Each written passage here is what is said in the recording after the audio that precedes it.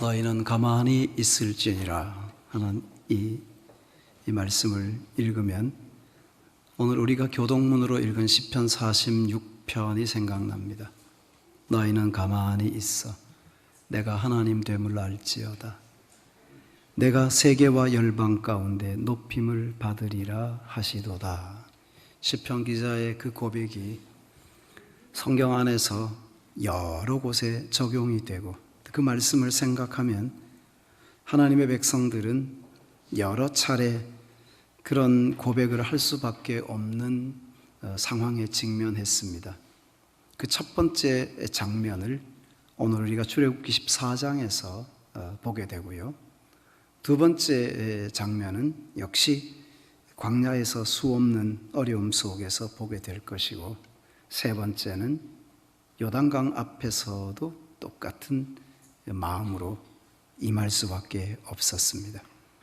공통점이 무엇인가 하면 사람의 힘으로 풀 수 없고 사람의 재주로 해결할 수 없고 사람의 능력으로 건널 수 없는 큰 장애물이 그 앞에 있었다는 것이죠. 스스로 감당할 수 없고 자기 힘으로 해결할 수 없는 문제 앞에 직면했으니 그들이 소리내어 떠들고 외치는 것이 아무 소용이 없습니다.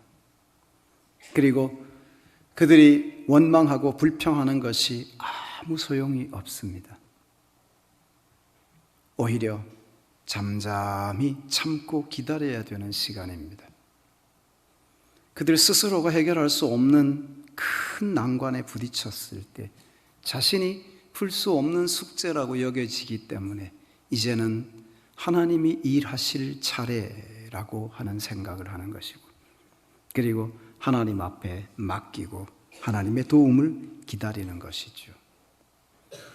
물론 우리가 내 스스로 할 수 있는 일이 있음에도 불구하고 그것을 도피하기 위해서 하나님 앞에 기도하겠다고 말하는 것이라, 하나님 앞에서 하나님의 때를 기다리겠다고 이야기하는 그것은 하나님 앞에서 올바른 태도는 아닙니다. 우리 스스로 해결할 수 있는 문제는 하나님이 우리가 헌신과 충성과 희생을 통해서 그 일을 풀어나가기를 원하십니다. 명확한 하나님의 뜻이기 때문입니다.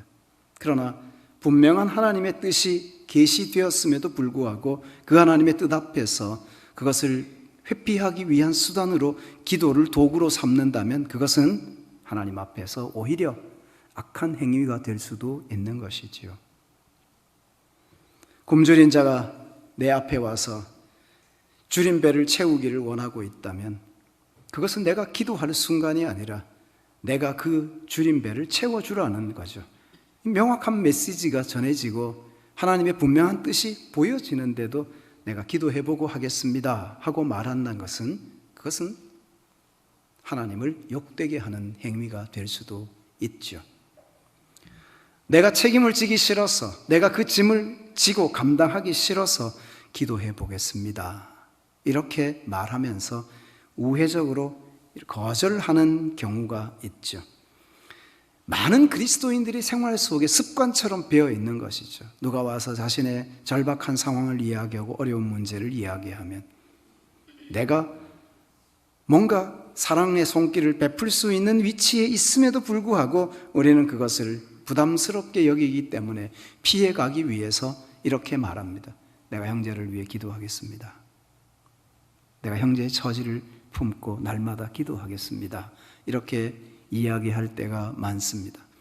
그럴 때 물론 감사합니다. 기도해 준다는 것보다 더 감사하고 고마운 일이 어디 있습니까? 그러나 그 순간에 그렇게 이야기하는 것이 내가 짊어져야 될 조금의 짐을 벗어 던지고 내가 감당해야 될 조금의 책임을 회피하기 위한 수단으로 기도하겠습니다 하고 말하는 경우가 많다는 것입니다. 하나님이 과연 이런 우리를 어떻게 보고 계실까를 생각해 보자 하는 것이죠. 하나님이 이스라엘 백성들이 지금 구원을 받은 것, 그들을 구원하셨죠. 바로의 손에서 해방시켰어요. 그들이 구원받았어요. 이제 자유인이 됐어요. 하나님이 약속한 곳을 향해서 걸어가고 있는 백성들이 됐죠. 그 구원받은 백성들이 하나님의 은혜를 체험했습니다. 그리고 하나님의 능력을 수없이 봤어요. 애굽에서 열재앙을 보면서 그때마다 하나님이 일하시는 것을 봤어요. 그들을 위해서 하나님께서 친히 활동하시는 장면들을 수도 없이 경험했어요. 많이 보았어요. 몸으로 체험했잖아요. 느끼잖아요. 그리고 알고 있어요. 하나님이 누구이신지. 그리고 그 하나님이 자기들을 구원해서 이제 구원받은 백성으로 그들을 자유케 해서 더 이상 노예도 아니요 종도 아니요 자유인으로 하나님께서 정하신 곳을 향해 걸어가고 있는 상황에 처해 있는 거죠.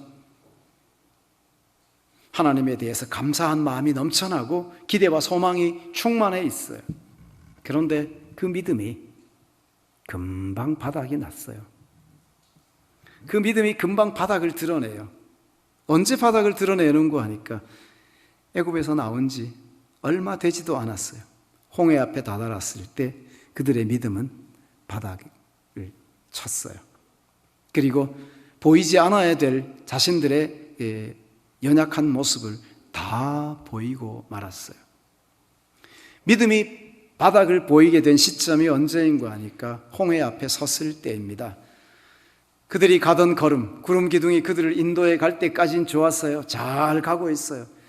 애굽에서 나올 때도 얼마나 당당하게 나왔어요. 숨어서 나온 것도 아니고 도망친 것도 아니고 출애굽하기 전에 애굽 사람들이 집에 가서 금이 필요하니 금을 주시오 하면 금을 줍니다. 은이 필요하니 은을 주시오 하면 은을 주었습니다. 은금 폐물도 취하고 자신들의 필요한 모든 물품을 애굽 사람들이 가서 말만 하면 다 주었어요. 하나님이 430년 동안 애굽에 사는 동안 400년의 시간을 그곳에서 보내면서 사실은 무임금으로 노예처럼 일한 사람들 아닙니까? 긴 세월 그렇게 살아온 그들에게 하나님이 마지막 순간에 보상해 주는 듯한 느낌을 받게 하는 거죠. 그들에게 그 땅에서 정말 노동력으로 수고하고 애쓰고 힘쓴 그들에게 그 땅 백성들에게 찾아가서 필요한 것을 요구하기만 하면 그들이 다 내주었어요. 그렇게 다 챙겨가지고 애굽에서 나왔으니 얼마나 당당합니까? 얼마나 뿌듯했겠어요. 그렇게 애굽에서 나와서 구름 기둥이 인도하는 대로 따라가면서 가고 있었습니다. 그런데 사실은 그 길은 하나님이 계획한 곳으로 가고 있었어요. 더 빨리 가나안으로 갈 수 있는 길이 있었잖아요. 열흘이면 들어갈 수 있는 길이 있어요. 그런데 하나님은 그 길로 그 백성들을 인도하지 않았어요. 성경은 표현하기를 그들이 그 길로 가다가 국경 수비대를 만나고 전쟁을 하게 되면 어떤 일이 일어날지 모르겠다, 다시 애굽으로 돌아갈 수도 있겠다 싶어서 하나님이 그 길로 인도하지 않으시고 왕의 대로 그 고대의 무역상들이 다니던 그 넓은 길로 인도하지 않으시고 광야로 이끌어내기 위해서 홍해길로 이끄셨다. 성경이 그렇게 소개합니다. 홍해길로 이끄셨습니다. 그들이 홍해길로 이끄시는 하나님의 인도를 따라서 홍해 앞에 올 때까지는 몰랐어요. 어디로 갈지 알지 못하는 거죠. 구름 기둥이 그들을 인도하시는 대로, 구름이 그들을 인도하는 대로 따라오고 있었어요. 그러나 홍해 앞에 다다랐을 때 그들은 절망하게 됩니다. 더 이상 앞으로 나아갈 수 없는 길, 좌우는 비탈길이라 뒤에는 애굽의 군대가, 마음을 바꿔먹은 바로가 애굽의 모든 병거들을 다 동원하고 특별 병거까지 동원했어요. 그리고 마병과 군사들이 그 뒤를 쫓아오면서 그들을 추격하고 있었죠. 다시 애굽으로 잡아가겠다는 거죠. 그 수많은 백성들을 다시 애굽으로 잡아가려면 얼마나 많은 군대가 동원돼야 되겠습니까? 애굽의 모든 군대를 다 동원했을 것이 틀림없습니다. 그들을 추격해 오는 그 병거 소리와 말발굽 소리와 군대의 외침 소리를 들으면서 주눅이 들 수밖에 없었는데, 앞으로 계속 걸어가야 하는데 홍해가 그들의 길을 막고 있었으니 그곳에 멈추어선 그들은 갑자기 멘붕에 빠지기 시작하는 거죠. 거기서 일어난 현상을 오늘 성경이 우리에게 기록해 주고 있습니다. 백성들이 원망하기 시작합니다. 불평하기 시작합니다. 그리고 모세를 향하여 이렇게 말합니다. 우리가 전에 말했잖아. 안 간다고. 전에 말했잖아. 가지 않겠다고 하는데 왜 굳이 우리를 끌고 나와서 이 광야에서 여기서 죽게 하는 거야? 애굽에 우리가 묻힐 곳이 없어서 이 광야에 와서 죽어서 여기에 묻히게 하려고 그렇게 하는 거냐고. 그들의 말이 사나워지기 시작합니다. 그들의 신앙이 바닥을 드러낸 거죠. 이 순간에 이 모습이 바로 세상에서 구원받고 믿음으로 살아간다고 하는 성도들이 모인 교회의 모습이 바로 홍해 앞에 서 있는 이 백성들의 모습과 방불하다는 거예요. 특별한 것 같지요? 특별하지 않아요. 금방 바닥을 드러냈어요. 하나님의 은혜를 체험하고 능력도 보고 인도하시는 하나님을 체험하면서 그들이 하나님을 따라서 여기까지 왔으니 얼마나 가슴이 뿌듯하겠어요. 거기다가 필요한 건 애굽 사람들에게 말만 하면 다 내주니까 그거 다 챙겨가지고 바리바리 싸서 싣고 나왔으니 그들의 걸음이 얼마나 뿌듯했겠어요. 그런데 그 하나님을 기대하고 소망하는 그 믿음도요, 금방 바닥났어요. 홍해 앞에 섰을 때 그들의 믿음이 바닥을 드러냈어요. 왜 이렇게 그 입에서 사나운 말이 나오고 바닥을 드러내는 믿음을 보이느냐 하는 거죠. 처음부터 자격 없는 자들이었어요. 하나님의 은혜를 입을 만한 자격 없었어요. 그리고 하나님께서 그들에게 그런 자비를 베풀고 특별한 긍휼을 베풀 만한 자격이 없는 자들이었어요. 그런데도 하나님이 그들을 향해서 긍휼과 자비를 멈추지 않고 은혜를 베푸셔서 그곳에서 나올 수 있도록 하셨습니다. 아브라함과 약속하셨던 언약의 말씀을 기억하시고 그 언약의 말씀을 따라 시간이 지난 후에 그들을 찾아오셔서 바로의 손에서 해방시켜 자유케 하셨던 것입니다. 자격 없는 자들이죠. 교회의 모습이 이와 방불한 거죠. 자격 없는 자들이었죠. 하나님의 은혜를 입고 하나님의 긍휼과 자비로 구원을 얻었죠. 처음부터 자격이 없었어요. 그런데 구원받고 난 이후에 하나님이 은혜를 베풀고 또 축복하시고 하니까 자기가 뭔가 된 줄로 착각하고 살아가요. 그게 교회 안에 있는 많은 성도들의 모습이라고 하는 거죠.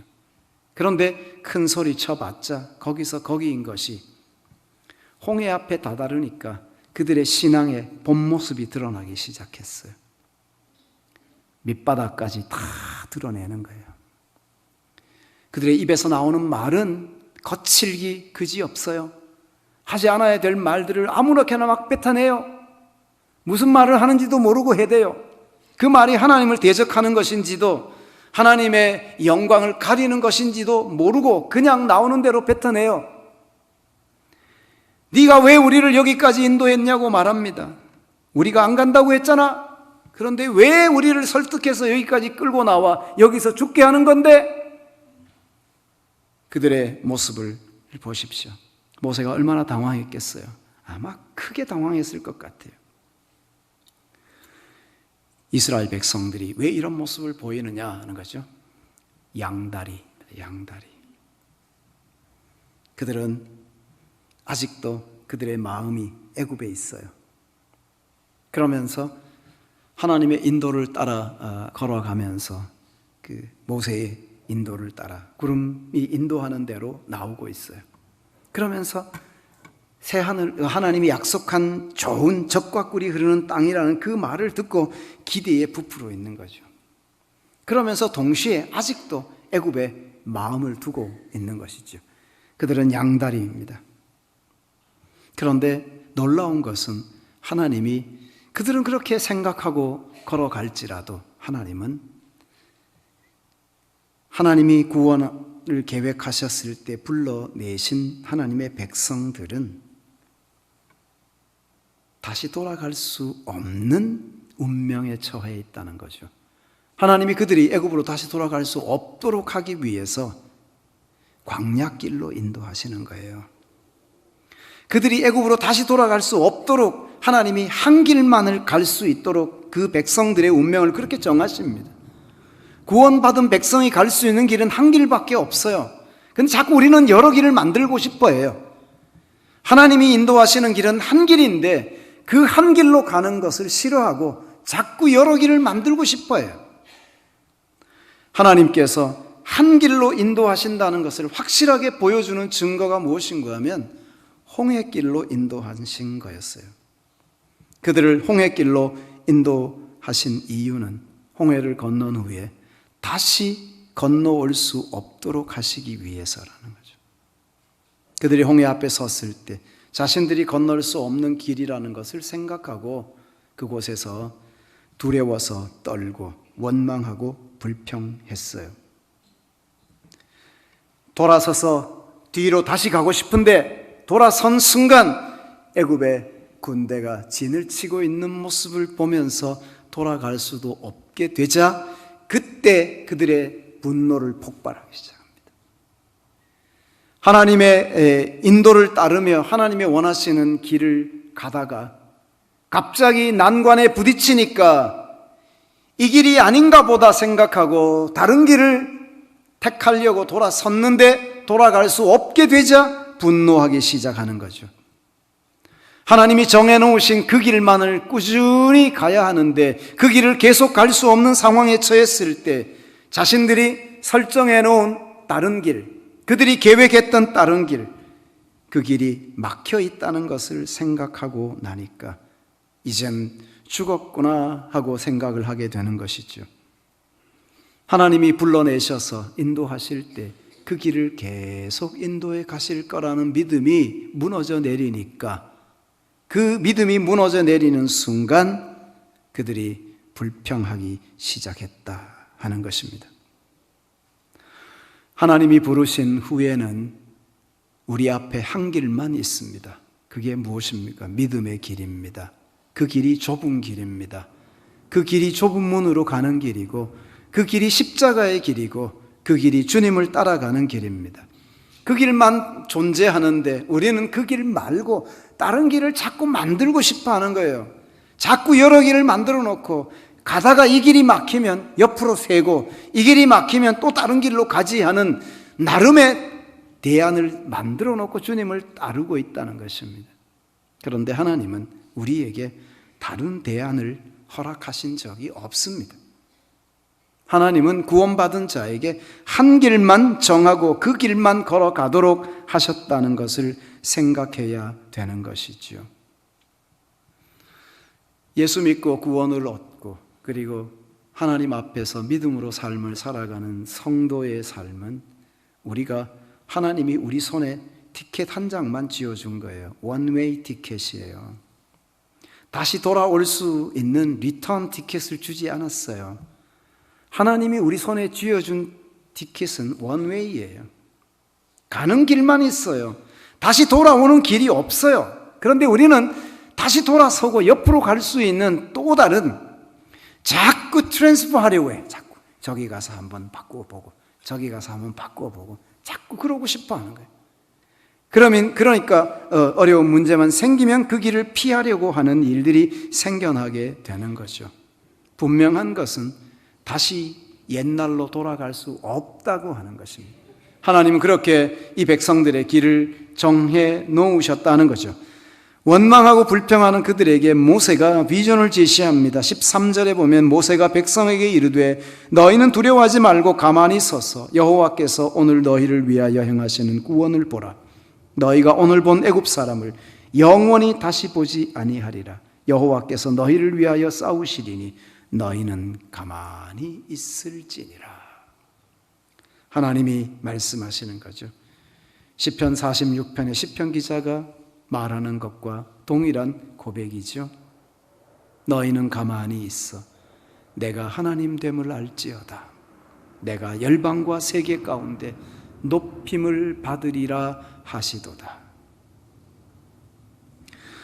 만군의 여호와께서 우리와 함께 하신다고 하는 그 시인의 고백 속에 이런 일들이 나와 있었던 거죠.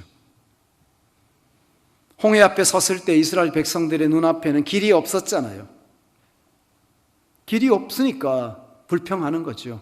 그런데 하나님은 그들을 애굽에서 인도해 내셨을 때 길을, 가나안까지 가는 길을 다 만들어 놓으셨어요. 하나님이 만들어 놓으신 그 길이 보이지 않는 곳에 있었기 때문에 이 백성들은 보이지 아니하시는 하나님의 그 섭리를 깨닫지 못하고, 하나님이 열어놓으신 보이지 않는 그 길이 내 눈에 보이지 않기 때문에 길이 없다고 말하는 거죠. 그런데 하나님이 그들이 볼 수 없는 곳에 길을 만들어 두시고, 하나님은 그 길을 감추어 두셨을 뿐이죠.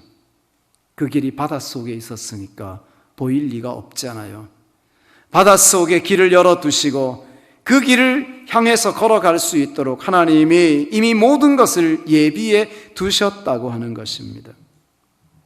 그러므로 믿음의 삶을 살아가는 성도들에게 보이는 것이 전부가 아닌 거예요.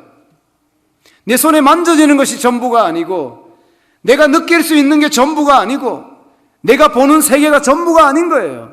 하나님이 우리가 볼 수 없는 곳에 하나님이 은밀하게 감추어 두신 특별한 은혜와 하나님의 자비도 수없이 많다는 거죠. 왜 내 손에 잡히는 것만 내 것이라고 생각을 합니까? 내 손에 잡히는 것도 내 것이 아닐 수 있죠. 왜 내가 경험하고 사는 세상만 세상이라고 생각합니까? 내가 경험할 수 없는 세상도 있죠. 왜 내가 볼 수 있는 것만 현실이라고 생각합니까? 내가 볼 수 없는 것도 수없이 많죠. 하나님이 바닷속에 길을 숨겨두시고 이스라엘이 볼 수 없는 곳에 하나님은 길을 예비해 두셨어요. 미리 그 길이 준비되어 있었던 거죠. 그러므로 보이는 것이 전부가 아니라는 거예요. 예수 그리스도 안에서 믿음으로 살아가는 모든 성도들에게 간곡하게 권면합니다. 내가 하나님의 말씀을 순종하며 여기까지 왔고 하나님의 말씀을 따라 살아가는데 갑자기 장애물이 생긴다. 하나님의 뜻을 따라 살아가는 나에게 장애물이 온다고 할 때 그것 때문에 두려워하거나 절망하지 말라는 거예요. 그거는 이스라엘 백성들 앞에 있는 홍해와 같은 것입니다. 하나님이 우리를 말씀으로 인도하시는데 우리가 주의 말씀을 따라 순종하고 말씀의 안내를 받으며 여기까지 왔는데 내 앞에 홍해가 있다고 해서 길이 없는 게 아니듯이 우리가 하나님의 말씀을 따라 살아가면서 그 말씀에 순종할 때 장애가 내 앞에 있어도 하나님은 분명히 대책을 세워놓고 그 장애물을 우리 앞에 두셨을 거라는 확신을 가지는 것이 중요하다 하는 것입니다. 내 눈엔 길이 안 보여도 하나님은 다 생각이 있으시기 때문에 거기에 장애물을 두신 거죠. 하나님께서 이 홍해를 그곳에 두셔야 했던 특별한 이유가 있습니다. 하나님은 그곳에 홍해를 두시고 그 백성들을 특별하게 삼으시기 위한 과정과 절차를 진행하고 있는 것입니다. 이 순간에 우리가 명심해야 되는 거 중요한 거 하나 있습니다. 길이 보이지 않으면 어떻게 한다고요? 사람들이 불평한다고요. 원망한다고요. 너 때문이야. 너 때문이야. 길이 보이지 않으면 전부 남 탓해요. 어려움에 처하면 전부 남 탓해요. 너 때문이라고. 그리고 생각해보면 그런 것 같기도 해요. 생각해보면 그 어려움의 원인이 내 주변에 있는 누구 때문인 것 같기도 해요. 그러니까 문제만 생기면 희생양을 찾는 거야. 누구 때문에, 누구 때문에, 누구 때문에. 그런데 누구 때문이 아니에요. 하나님이 나를 연단하기 위해서 그렇게 하고 계신다는 믿음이 없이는 그 난관을 극복할 수가 없어요. 이 순간에 중요한 것이 무엇이냐 하면 홍해가 막고 있고 애굽의 군대가 쫓아오고 좌우에는 비탈길이라 도망갈 수 없는 상황이 발생했을 때 그때 우리가 중요하게 생각해야 되는 게 사람의 소리를 듣지 않는 거예요. 그 사람의 소리는 전부 원망하고 비방하고 불평하는 소리예요. 그렇잖아요?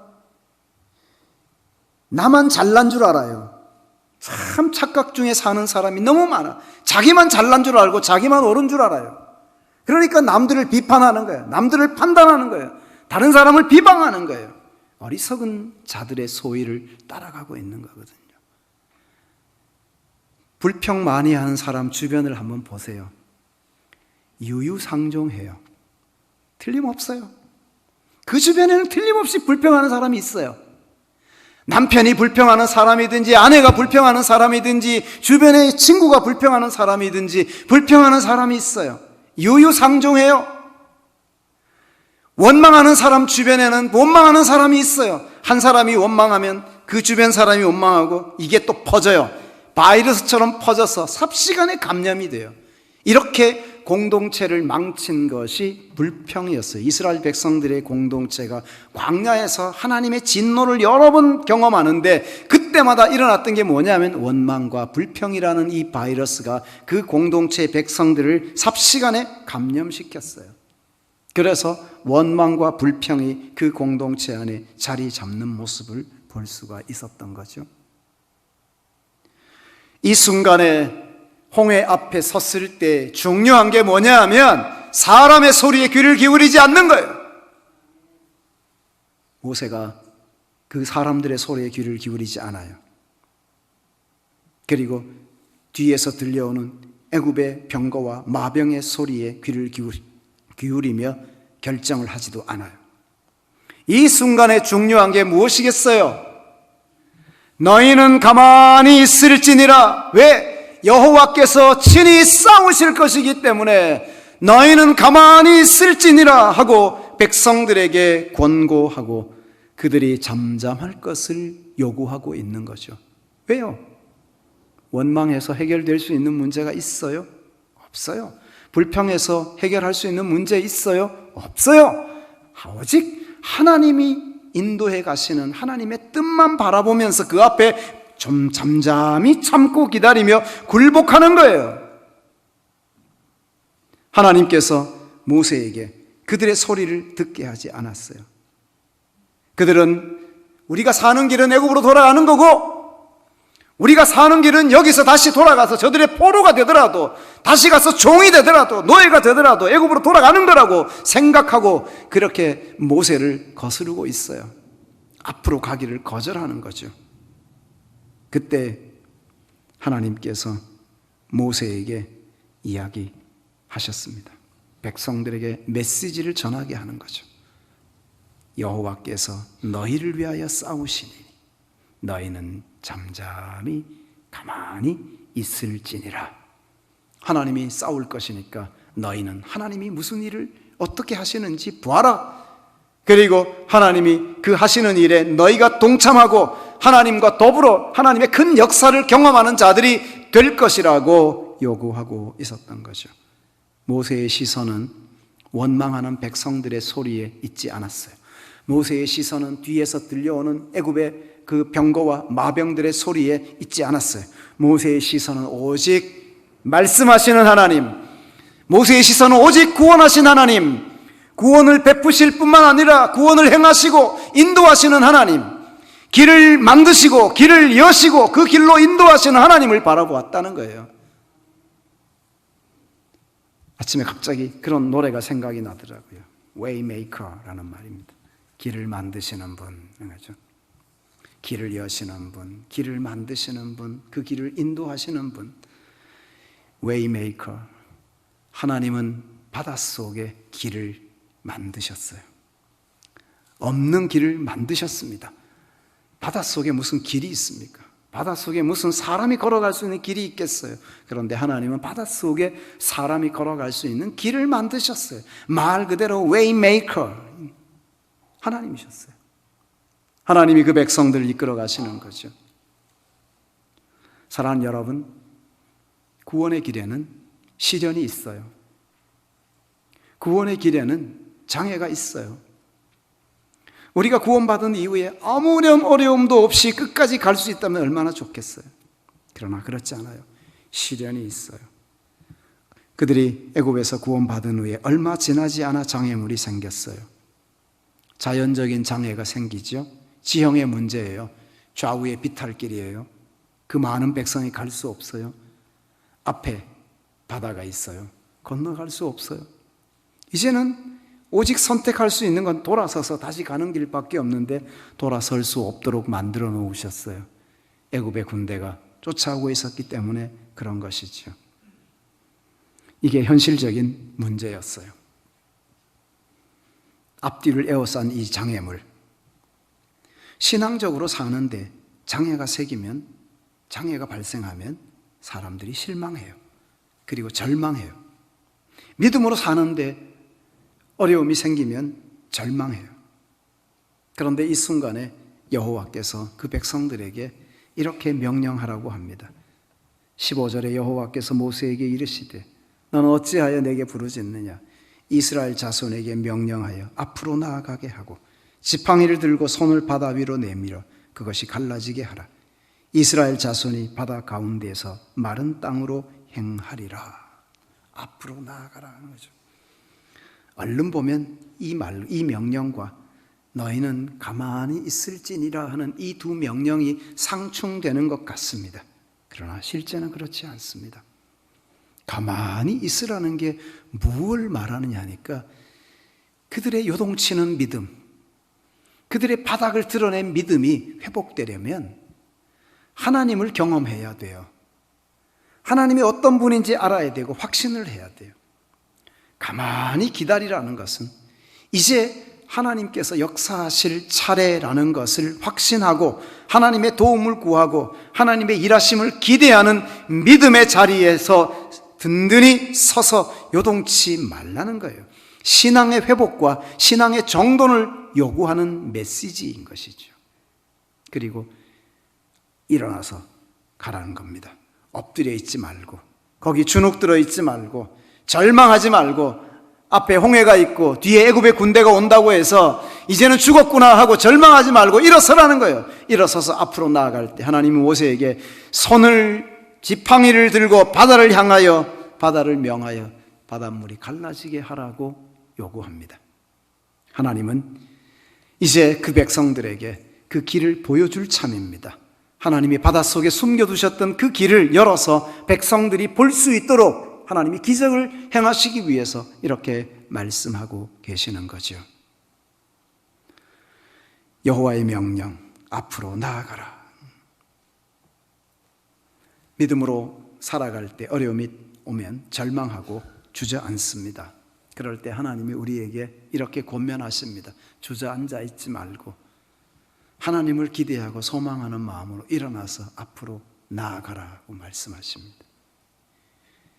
왜냐하면 이때가 하나님이 일하실 때이기 때문에 바다에 길이 없는데 나아가라고 했으면 분명히 하나님의 어떤 대안을 세워놓고 말씀하시는 거기 때문에 그 백성들에게 하나님이 요구하시는 것이 무엇인가 하면 하나님을 기대하고 소망하는 믿음으로 움직이라는 거죠. 내가 할 수 없는, 절대로 내가 해결할 수 없는 문제 앞에 내가 섰는데 이 문제를 해결하실 수 있는 분은 오직 하나님이라는 것입니다. 홍해 앞에 서 있는 백성들의 정체성을 한번 규명해 봅시다. 그들이 건널 수 있겠습니까? 못 건넙니다. 그들이 해결할 수 있는 문제입니까? 해결할 수 없습니다. 그런데 하나님께서 그 앞에 서 있는 백성들에게 홍해를 건너게 하는 것은 분명히 하나님의 특별한 뜻이 있기 때문이라는 거죠. 그 길로 인도해 오신 것도 이유가 있어서 그랬다 하는 것입니다. 드디어 바다에 길을 내시고 그 바다로 그 백성들을 이끌어 가고 계시는 하나님을 보게 됩니다. 건널 자격이 없습니다. 그런데 하나님이 강권적으로 바다를 건너게 하십니다. 한 명도 예외가 없이 전부 건너게 하십니다. 바울은 고린도전서 10장 1절과 2절에서 이 이야기를 언급하면서 너희 조상들이 구름과 바다 가운데 다 세례를 받고 이렇게 말했습니다. 세례의 모형을 제시하면서 애굽에서 구원받은 하나님의 백성이 홍해를 건너고 광야로 나와 구름 가운데 거했던 그 삶을 세례의 모형으로 제시하고 있습니다. 무슨 말입니까? 하나님이 홍해를 특별하게 준비해 두셨고 그 백성들을 광야길로 인도하기 위해 홍해를 건너도록 예비하셨다는 것입니다. 이 홍해를 건널 때 하나님이 그들을 강권적으로 홍해 안으로 밀어넣으신 거예요. 왜냐하면 길이 거기밖에 없어요. 길이 바닷속 안에 밖에는 길이 없기 때문에 하나님이 그들을 그 바닷속으로 밀어넣은 거죠. 그들이 그 바닷속으로 다 들어가고 그 바다를 건넜어요. 그 바다를 건넌 이 사건에 대하여 고린도전서 10장에서 사도가 너희 조상들이 구름과 바다 가운데서 다 세례를 받고 이렇게 이야기하는 것입니다. 이 이야기의 의미가 무엇입니까? 세례의 모형을 제시해 주고 있는 것이죠. 우리가 세례를 받는다고 할 때 그 의미가 어디에 있느냐 하는 거죠. 한 번은 그리스도와 함께 십자가에 못 박혔어요. 갈라디아서 2장 20절에 내가 그리스도와 함께 십자가에 못 박혔나니, 바울이 언제 그리스도와 함께 못 박혔습니까? 그리스도를 못 박으라고 외치던 자 중에 있던 죄인의 괴수 중에 한 명이었죠. 그런데 자기가 그리스도와 함께 십자가에 못 박혔답니다. 세례를 받을 때 우리는 다 그리스도와 함께 십자가에 못 박힌 자가 됐어요. 죽었어요. 그리고 다시 그리스도와 함께 살았어요. 그리스도와 함께 죽고 그리스도와 함께 다시 살아난 거죠. 다시 살았을 때는 이전의 내가 아니라 그리스도와 연합된 자인 거죠. 이제 내가 사는 것은 내가 아니라 내 안에 사신 그리스도라고 고백하면서 그리스도와 함께 죽었고 그리스도와 함께 살았다고 말하는 고백을 하고 있는 것이죠. 세례의 모형을 이 홍해에서 제시하고 있는 것은 의미심장한 거죠. 이제 애굽에서 살아온 그 긴 세월 동안 애굽의 잔재가 내 몸에 남아있고 애굽의 그 모든 문화와 전통과 종교와 같은 것들이 내게 남아있는데, 이런 구습과 악습과 폐습을 바닷속에 다 묻으라는 것입니다.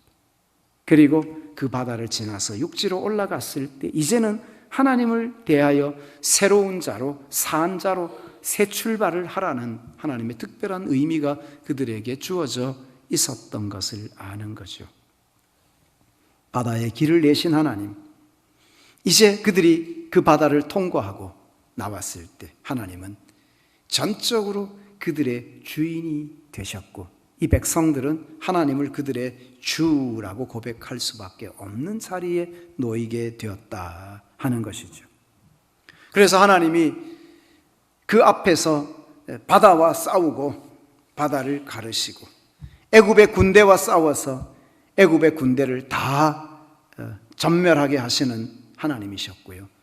자기 백성은 그 바다 속에서 안전하게 건짐을 받고 구원에 이르게 하셨어요.